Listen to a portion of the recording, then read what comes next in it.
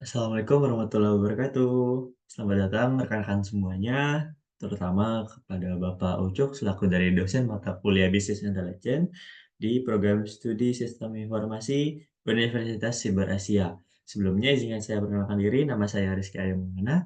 Saat ini saya mohon izin untuk memaparkan terkait dari tugas ujian akhir semester saya, yakni berjudul analisis paper Business Intelligence menggunakan metode Online Analytical Processing atau OLAP.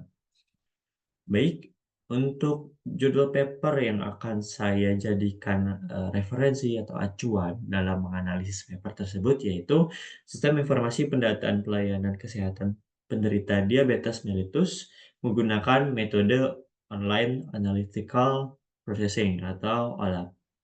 Untuk penulisnya terdiri dari 4 orang, yaitu ada 3 orang, yaitu Muhammad Januar Finandi, yang kedua Fauzia, dan ketiga Ira Diana Solihati.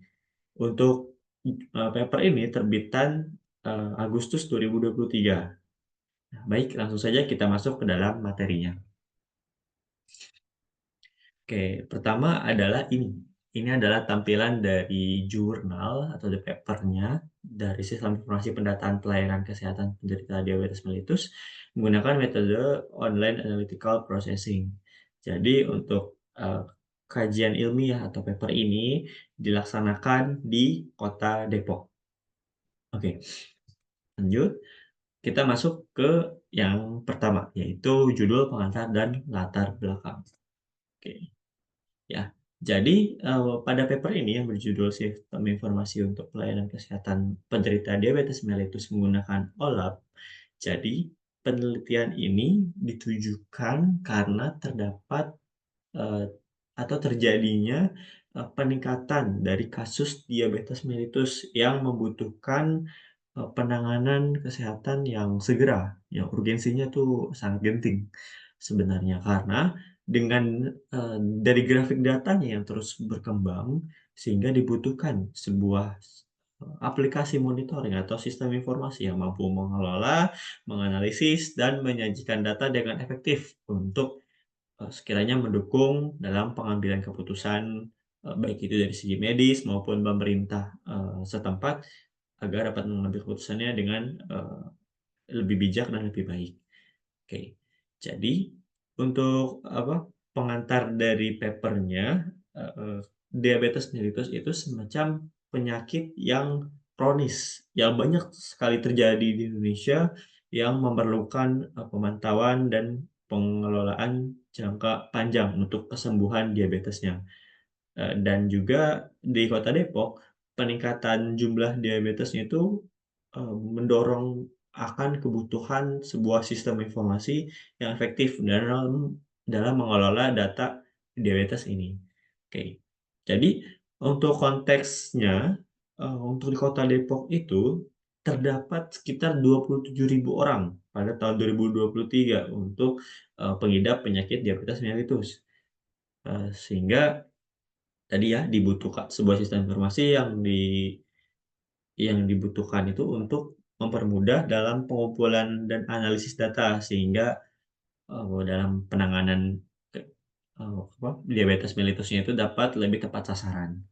Oke, lanjut lagi ke slide yang kedua, yaitu permasalahan, baik secara umum dan secara khusus. Oke, jadi untuk permasalahan yang diangkat dalam paper ini, itu ada umum dan khusus. Jadi untuk permasalahan umumnya itu, mmm, dari atas penanganan diabetes mellitus itu, membutuhkan data yang akurat dan, analisisnya itu yang cepat, sehingga dapat mengambil keputusan juga yang tepat, begitu. Jadi untuk permasalahan khususnya, jadi untuk di Kota Depok, itu kurangnya sistem informasi yang efektif untuk mengumpulkan, menyimpan, dan menganalisis data yang ada di Kota Depok, yaitu dari berbagai puskesmas. Sehingga seharusnya ada satu padanan data yang dapat mengelola dari sebuah sistem informasi yang dapat digunakan untuk mengambil keputusan, sehingga dapat, membantu pemerintah setempat maupun dari tenaga medis untuk penanganan dan pencegahan diabetes mellitus.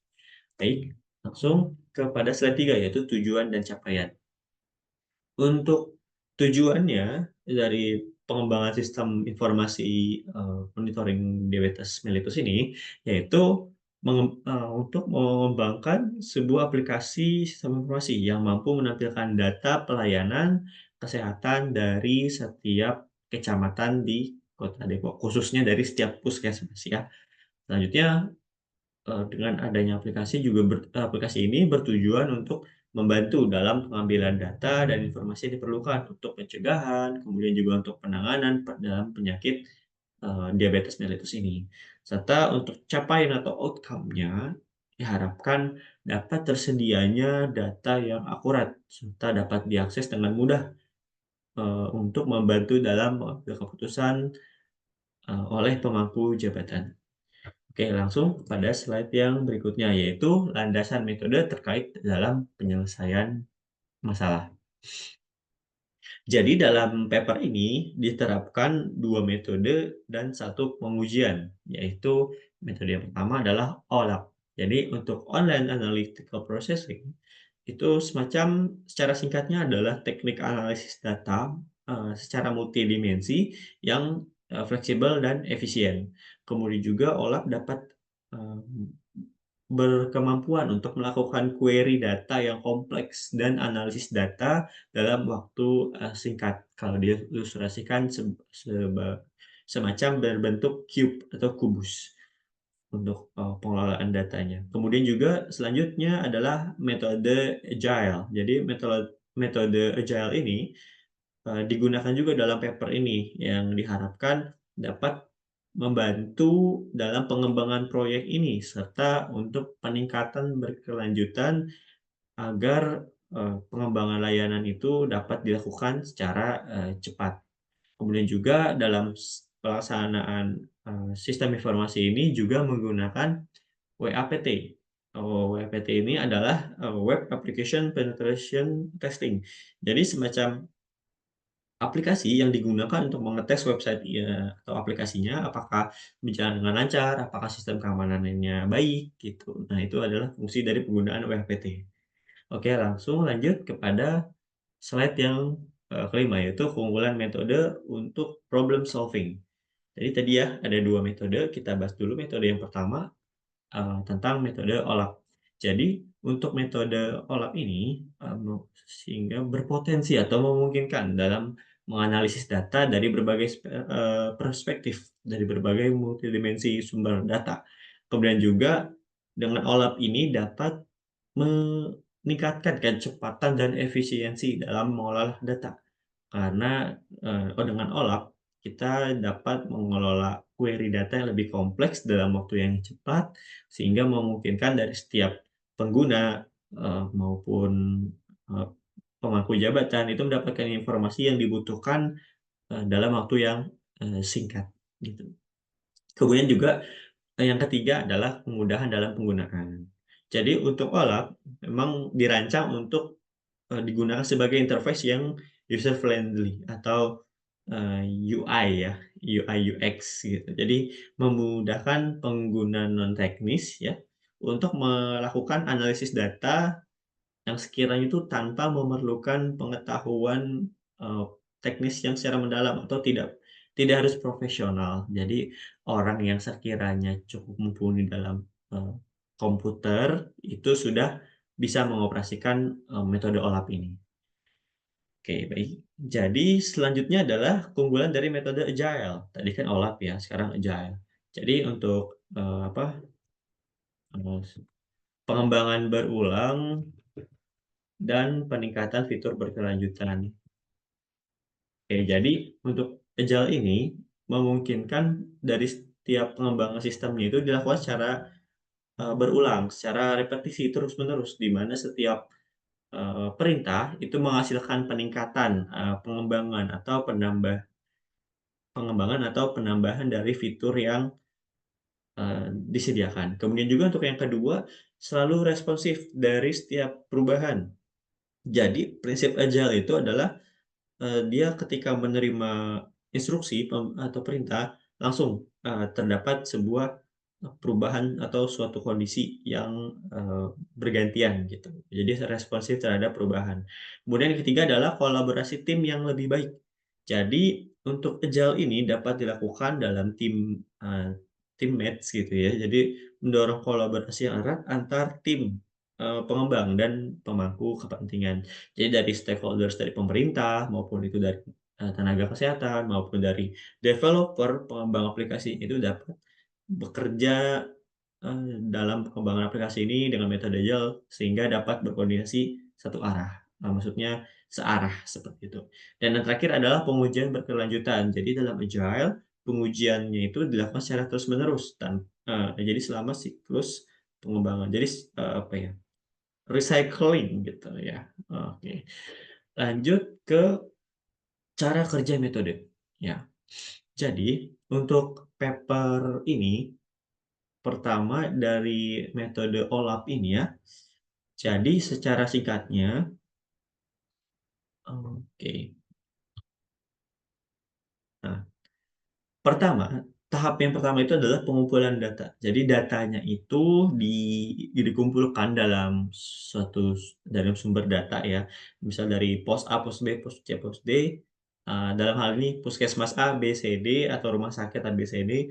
Kemudian, data tersebut mencakup dari informasi data pasien diabetesnya, kemudian juga jenis pelayanan kesehatannya, apakah BPJS, apakah, normal ya gitu. Terus juga dan rincian data lainnya. Kemudian juga terdapat proses, ekstraksi data. Jadi data yang sudah, diterima dari sumber tadi ya, dari puskesmas A, B, C, D, itu datanya diekstraksi atau dipilah dan dipilih, dibersihkan sehingga dapat disimpan ke dalam data warehouse untuk memastikan data tersebut adalah, valid sesuai gitu dengan primary key-nya, dengan, head of table-nya gitu. Jadi semuanya dapat clean di data warehouse-nya. Kemudian tahap kedua adalah penyimpanan data dalam, data warehouse. Jadi untuk tahap 2 ini, skema data itu yang diterapkan adalah data itu disimpan menggunakan skema multidimensi. Jadi terdapat, tabel data itu yang beragam. Oke, jadi, fact table itu menyimpan datanya itu kuantitatif seperti jumlah pasien gitu, nama pasien gitu. Jadi data dimension tables ini menyimpan data kalau yang dimension tables itu datanya kualitatif. Seperti misalnya nama bukan, waktu, lokasi, jenis pelayanan gitu. Jadi kalau yang kuantitatif itu berbentuknya, angka ya, sedangkan kalau yang dimension tables itu berbentuknya, karakternya itu string gitu ya.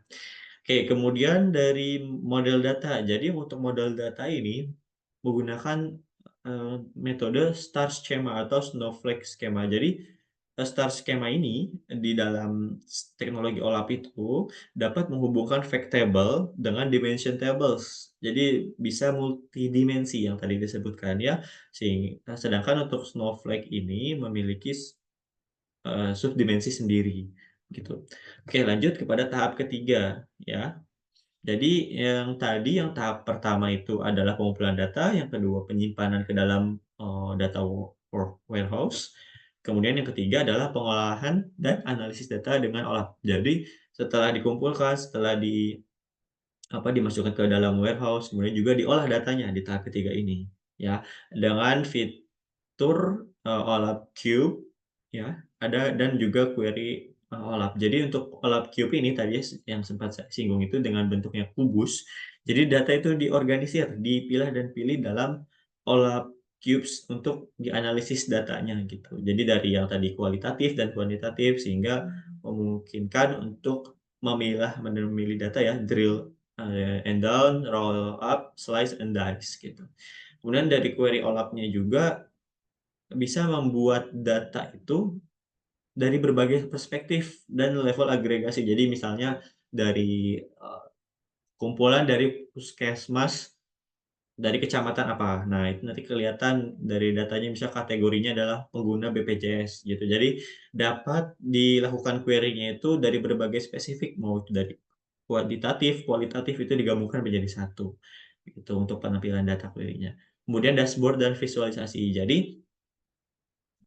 dari hasil pengolahan data OLAP Cube dan query-query-nya itu ditampilkan dalam dashboard dan juga visualisasi datanya, sehingga dapat mempermudah user dalam memahami informasi yang disajikan oleh data tersebut.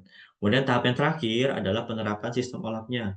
Jadi, diimplementasikan itu dalam bentuk UI, User Interface ya.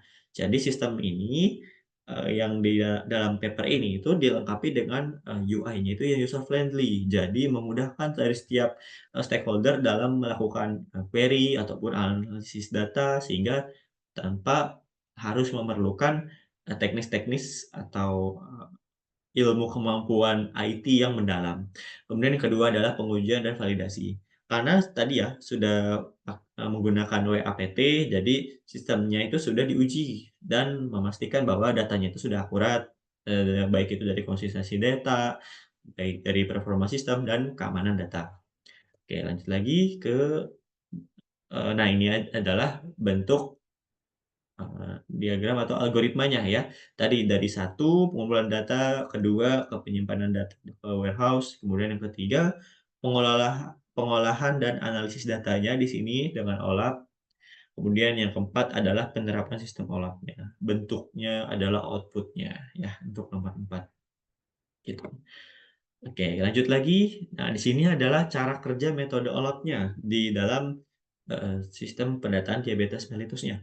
Jadi di bagian kiri itu ada data source, yang data-data sumber tadi ya, dari setiap kecamatan memiliki puskesmas berapa sih, puskesmas apa namanya, atau rumah sakit apa, itu dimasukkan ke dalam warehouse datanya, di-clean di sini, dipilah dan dipilih, kemudian setelah datanya sudah jadi data yang valid di data warehouse, diolah ke dalam OLAP Cube untuk dipilah dan pilih dalam segi query-nya. Kemudian dari user, ya dari UI-nya ini, dari tahap tahap 4-nya, itu dapat menggunakan query-query untuk memanggil datanya gitu. Misal dari per kategori BPJS atau kategori kecamatan, itu bisa nanti diurutkan datanya secara runut dan cepat, gitu. Oke, lanjut lagi ke cara kerja metode Agile. Oke, jadi untuk yang OLAP tadi adalah bentuk sistemnya secara garis besar ya, sistemnya itu cara kerjanya seperti apa. Sedangkan metode Agile ini adalah bentuk pengembangan dalam pembuatan sistemnya gitu, ya. Jadi secara garis besar Agile itu terdiri dari, 6 steps atau 6 phase. Jadi pertama, phase one adalah perencanaan. Jadi dalam pengembangan aplikasi ini dilakukan identifikasi kebutuhan dan tujuan aplikasinya. Sekiranya dari tim pengembangnya itu akan melakukan wawancara kepada user, butuh apa aja data yang disajikan, kemudian juga, eee, apa tujuannya gitu kepada pemangku jabatan. Sehingga nanti ketika di ending-nya dalam segi deployment-nya sesuai dengan apa yang diminta oleh user atau pemangku jabatan. Oke, nah yang kedua adalah pengembangan. Jadi setelah dilakukan perencanaan, dilakukanlah pengembangan. Di sini dimulailah, pembuatan website-nya, programming-nya, kemudian juga dari desain sistemnya, ERD-nya, dari entity diagramnya, pembentukan flowchart-nya, itu semuanya ada di pengembangan. Kemudian juga di sini dilakukan pengembangan, aplikasi dengan bahasa PHP dan database, MySQL.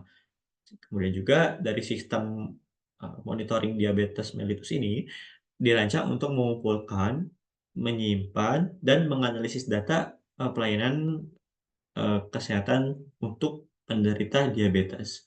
Oke, selanjutnya adalah pengujian yang ketiga ini. Nah, jadi setelah dilakukan, coding ya atau pengembangan, dilakukanlah tester atau pengujian. Jadi sistem aplikasinya yang sudah jadi, dalam bentuk, development tadi kan ya, itu dites menggunakan WAPT ya, Web Application Penetration Testing. Jadi untuk memastikan bahwa aplikasi ini tuh aman, serta, dari segi respon time-nya cepat, kemudian juga dapat dapat diakses. Nah, itu adalah fungsi dari WAPT ya, untuk keamanan data, fungsionalitas, kemudian juga untuk kecepatan dalam respon.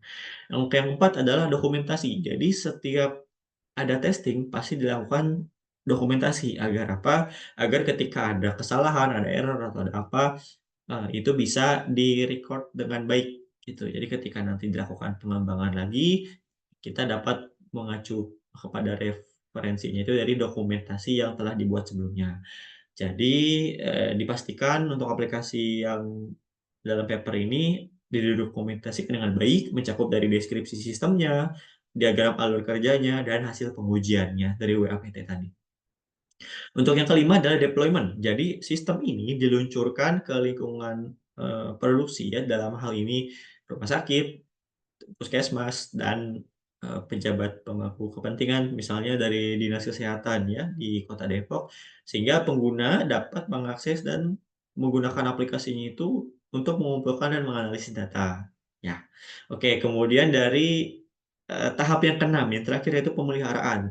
Jadi setelah dilakukannya perencanaan, pengembangan, pengujian, dokumentasi, deployment, penerapan, dilakukan juga pemeliharaan. Jadi, jika semisalnya dalam segi testing atau suatu waktu ada masalah, sistemnya itu dilakukan maintenance atau pembaruan. Jadi secara berkala dicek oleh tim developer untuk meningkatkan fungsionalitas dan mengatasi bug yang ditemukan. Tidak hanya dari pemeliharaan dari segi sistem ya, tapi misalnya ada kebutuhan yang untuk upgrade fitur dari pemangku jabatan atau user, itu juga dilakukan di step yang keenam ini, yaitu pemeliharaan. Oke. Nah, untuk cara kerja metode agile-nya itu ini ya, secara singkatnya cara singkatnya, perencanaan, pengembangan, yang kedua pengembangan, yang ketiga pengujian, yang keempat dokumentasi, yang kelima deployment, yang keenam adalah pemeliharaan. Jadi terus, cycling seperti ini, berputar terus seperti ini ya. Oke, yang tujuh adalah hasil implementasi metode. Nah, ini adalah tampilan dari aplikasi yang telah, selesai dilakukan deployment, ya. Jadi dalam paper ini disajikan dalam bentuk tampilan aplikasi, dalam bentuk grafik juga, dan dalam bentuk tabel yang menunjukkan bahwa data pelayanan, kesehatan penderita diabetes itu sudah ada sistemnya di Kota Depok. Jadi ini ya tampilan halaman loginnya, ada username, password, dan tombol login. Selanjutnya ini adalah tampilan dari dashboard-nya ya. Di sini sistem informasi pelayanan kesehatan penyakit diabetes mellitus. Di sini ada menu, beranda, artikel, lihat data pelayanan, lihat data penderita, sequential search data pelayanan, sequential search data penderita, dan juga ada logout. Lanjut ke implementasi yang ketiga, ini ada data penderita ya. Jadi di sini berdasarkan nomor urut 1, 2, 3, 4, 5 dari kelurahan, A, B, C, D juga ada jumlah peserta atau pasien ya, pengidap diabetesnya yang laki-laki, yang perempuan, dan juga total dari keseluruhan laki-laki dan perempuan. Ini adalah tampilan dari data penderita. Hasil implementasi keempat yaitu tangkapan layar dari aplikasi, yaitu data penderita, kecamatan tertentu. Jadi ini berdasarkan sequential search gitu. Jadi dicarinya berdasarkan, query dari kecamatan apa, kemudian pengidap apa gitu. Jadi gitu ya. Jadi ini adalah pengelompokan dari sequential search, query data penderitanya. Kemudian yang kelima itu, adalah hasil pencarian datanya gitu. Jadi misalnya tadi ya, dicari datanya dari sebuah kecamatan apa, itu terdiri dari kelurahan apa. Nah, dari setiap kelurahan itu jumlah penderitanya itu berapa. Nah, ini ya bentuk dari hasil pencarian datanya. Ini adalah ada waktu pencariannya, beberapa, detik dari segi sistem membaca data, kemudian aksesnya itu tanggal berapa dan jam berapa, pukul berapa. Ini adalah tampilan dari, tabel datanya ya, dalam pengaksesan datanya, untuk pengujian WPT untuk sequential search. Jadi untuk menampilkan data Sawangan ya, di Kecamatan Sawangan contohnya, itu membutuhkan data 0,02754 detik ya. Ini untuk data pelayanan, untuk data penderita 0,02073 detik. Jadi secara keseluruhan ini response time-nya sekitar, 2 milisecond ya 2 milisecond sampai 3 milisecond untuk penampilan datanya. Oke. Lanjut lagi, ini adalah hasil implementasi dalam bentuk grafik ya. Ada performance, bandwidth, errors, performance counter, dan customs. Jadi setelah tadi aplikasinya ini adalah tampilan WAPT-nya, aplikasi buat mengecek datanya. Sekiranya apakah terdapat gangguan, dari segi pengaksesannya atau bagaimana, karena untuk, apa, di sini tampilannya adalah terdapat dari respon time-nya, terus juga respon time with page resources-nya, kemudian juga session per second, page per second, kemudian juga di sini ada successful hit per second dan active users. Jadi users yang, mengaksesnya itu, gitu. Di sini ada hasil implementasinya dari segi testing WAPT-nya, ya. Dari, mmm, gambar tersebut, itu menampilkan bahwa tesnya itu berhasil ya, dengan session atau percobaannya itu sebanyak 19.154 ya. Untuk session yang gagalnya 0, untuk successful pages-nya itu 19.154 juga, valid pages dalam di-load-nya, dalam diaksesnya itu 0, successful hits ya atau pengaksesan kliknya itu 57.463 dan valid hits-nya 0, others errors 0, dan lain-lain sebagainya. Jadi dari, secara keseluruhan respon time-nya itu 0,09, detik atau 9 milliseconds. Oke. Nah, di sini adalah hasil implementasinya dari data-data yang telah diimplementasikan tadi ya, tampilannya. Hasil yang dicapai adalah, akurasi data yang pertama ya. Tadi sistem menunjukkan tingkat akurasi datanya itu sebesar 80,85% dalam mengumpulkan dan menganalisis data. Kemudian dari waktu responnya berdasarkan tes WAPT itu, rata-rata waktu yang dibutuhkan untuk mengambil data pelayanan adalah 0,03 atau 3 milliseconds ya. Sedangkan untuk data pasien itu 0,02, detik atau 0,02 milliseconds.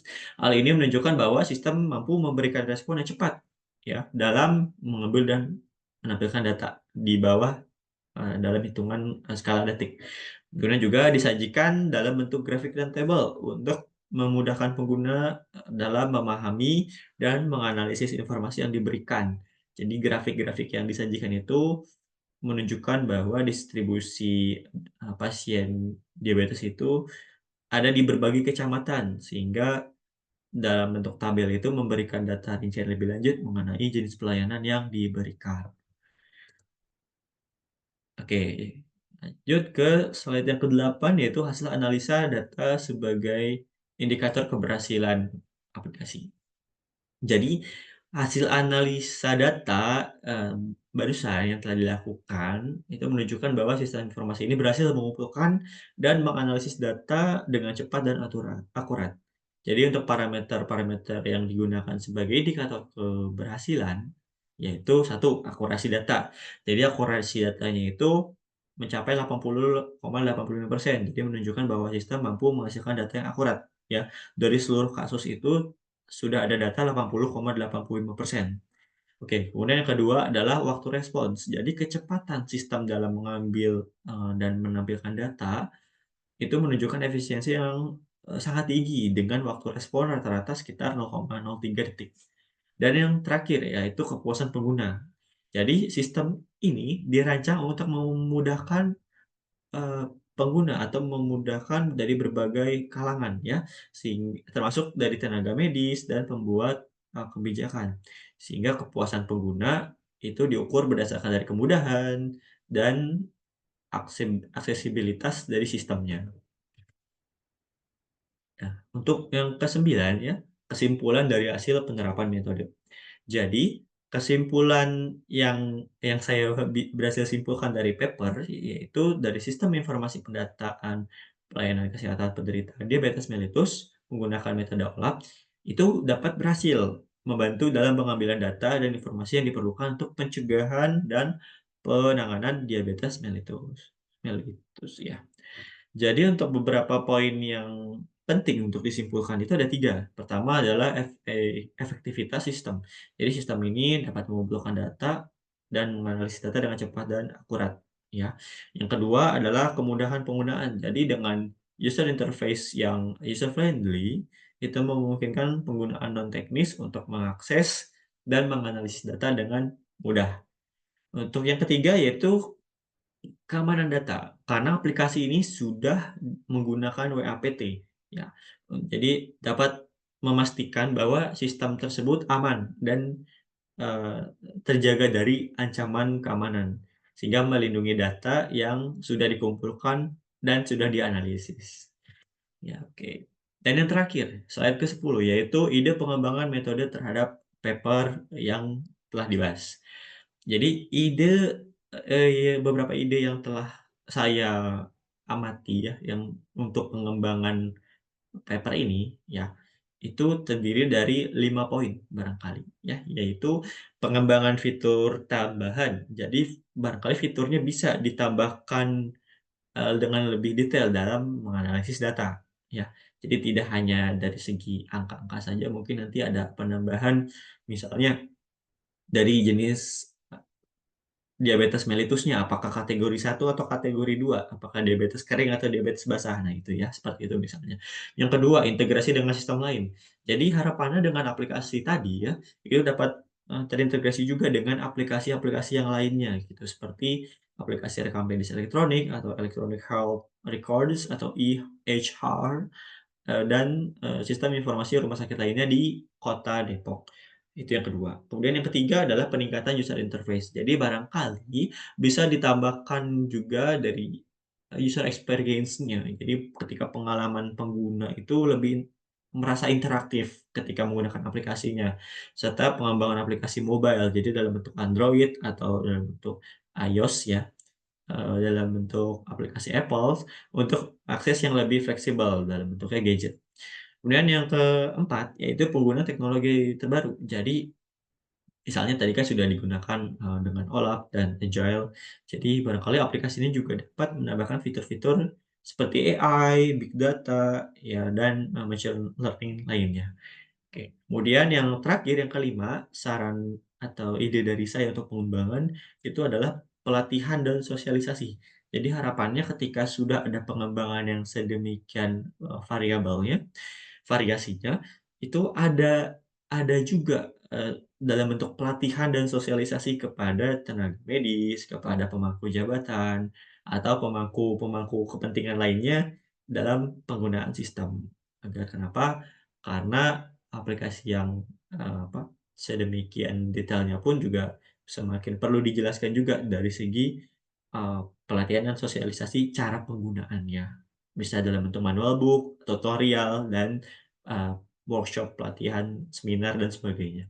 Itu barangkali untuk ide pengembangan. Ya, terima kasih atas, kesediaannya untuk menyimak dari presentasi yang telah saya paparkan. Terkait dari analisis, paper, penggunaan metode OLAP, barangkali dari Bapak Ucup maupun rekan-rekan lainnya ada saran, masukan, atau kritik yang bisa disampaikan kepada saya, bisa melalui kolom section di, komentar di bawah di YouTube atau melalui adlink. Terima kasih atas, eee, perhatiannya, kurang lebihnya mohon maaf. Saya izin pamit undur diri. Wabillahi taufiq wal hidayah. Wassalamualaikum warahmatullahi wabarakatuh.